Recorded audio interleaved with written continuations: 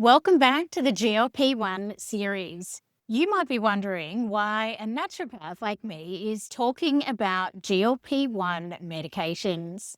In my practice, I see so many women using them, and I realize they're not just a weight loss. They're actually a really great opportunity to build solid, long-term diet and lifestyle habits. GLP-1s reduce appetite, but they also lower those dopamine-driven cravings for sugar, alcohol, and binge eating. That means they can actually help break those stubborn habits, making it much easier to stick to good nutrition while supporting your metabolism.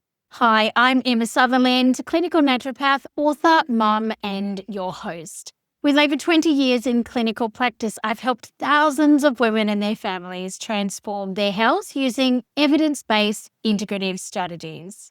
If you missed part 1 of this GLP-1 series, I shared what you must know before starting a GLP-1 medication in order to have more success.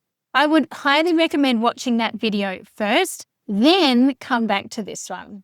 Today is part 2 in our 4-part series on GLP-1s, and we're going to dive into how to protect your muscle, keep your energy stable, and support your gut while you're on these medications, so you maximize results and minimize unwanted side effects. In part 3, I will explore what the research has to say on the topic of GLP-1s and women's hormones across the lifespan.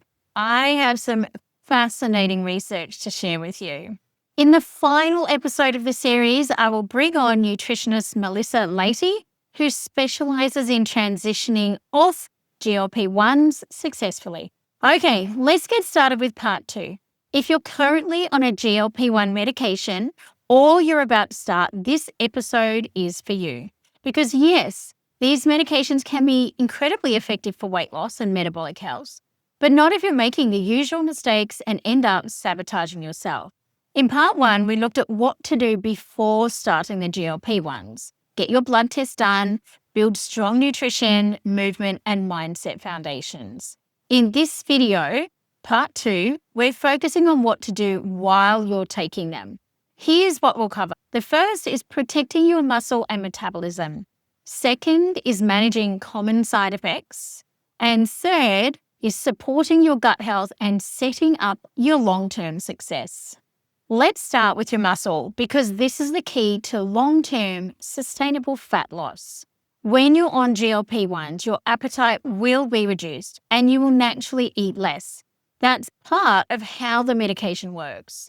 But if your protein intake drops too low and you're not resistance training, you're losing muscle mass, not just fat.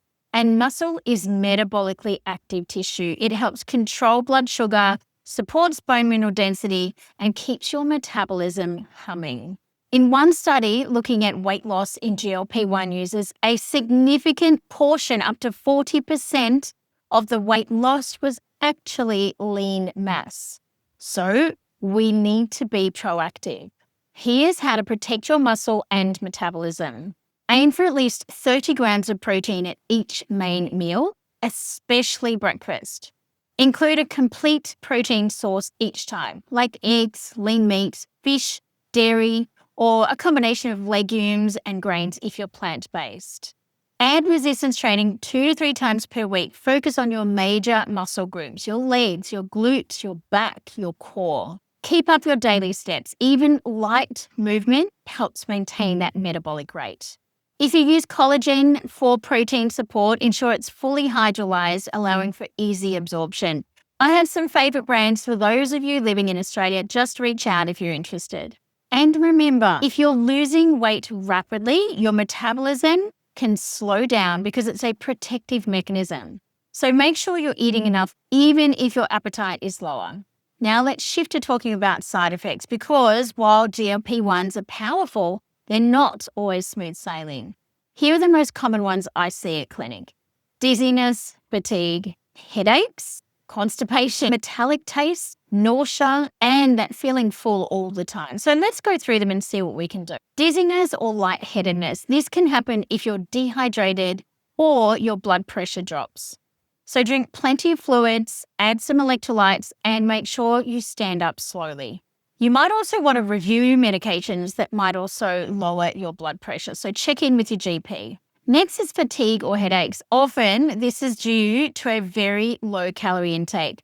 So maybe you've got low blood sugar, or perhaps you're missing some specific nutrients. So track your food intake, ensure you're consuming enough protein and minerals. And then if you haven't done the pre-flight checklist and already done your bloods, consider having a blood test done for things like iron, B12, and thyroid if fatigue persists. Next is constipation. This one is so common because GLP-1 slow gastric emptying, or how fast your stomach empties. So to counterbalance that, move your body daily, increase that hydration, include prebiotic fiber from foods like chia seeds, oats, or kiwi fruit, and try some magnesium, particularly a magnesium citrate, or some digestive bitters before your meal. When it comes to that metallic taste, from a naturopathic point of view, it's often related to a zinc deficiency or sluggish detox pathways. So check your zinc levels if you haven't done them on that pre-flight checklist. Add more seeds and herbs to your meals to top up your zinc levels. I would consider working with a naturopath as well to optimize those liver detoxification pathways. When it comes to nausea, aim to eat small, frequent meals. Chew your food really well and avoid drinking large amounts of fluid with your food. Hydrate between the meals, and if your symptoms persist, just check in with your provider. Maybe you need to review the dosage you're on. And a quick reminder, if these side effects are ongoing or severe, it's a sign that you need to go back to whoever scripted that medication for you and seek professional support. Now, when it comes to gut health and long-term metabolic health, we know that GLP-1 slow that gut motility and change your eating rhythm. So your gut health becomes even more important. So here's how to keep it functioning well. Focus on fiber diversity. Include prebiotic fibers like inulin, oats, legumes, and asparagus. Support your gut health with prebiotic foods such as pot-set Greek yogurt, kefir, or sauerkraut, or possibly even a supplement. Stay active and manage those stress levels because both have a huge impact on gut motility and your microbiome balance. Now let's look at some long-term metabolic support. The habits you build while you're on the medication, so protein with each meal, resistance training, gut health optimization, these habits are what will maintain your results once your medication dose changes or you stop taking it. If you notice your weight plateauing and energy dipping, this can be a sign of a metabolic slowdown. Review your total food intake, review your movement, and your daily non-exercise activity, things like walking, standing, or general movement. Check in with your naturopath or your GP and screen for any roadblocks. So, while you're on GLP-1 medications, your 3 key priorities are: 1, protect your muscle and your metabolism. 2, manage gut health and any side effects. And 3, build sustainable nutrition and lifestyle habits. In the next video, I will be discussing how hormones make GLP-1s work differently in women. Why do women get more side effects than men? And the critical fertility warning before trying to conceive. And then how GLP-1s affect women at every life stage, from preconception through to menopause. Before you go, I'd love to hear from you. Which side effect or which challenge are you dealing with right now? Comment below and don't forget to hit subscribe so you don't miss out on part 3.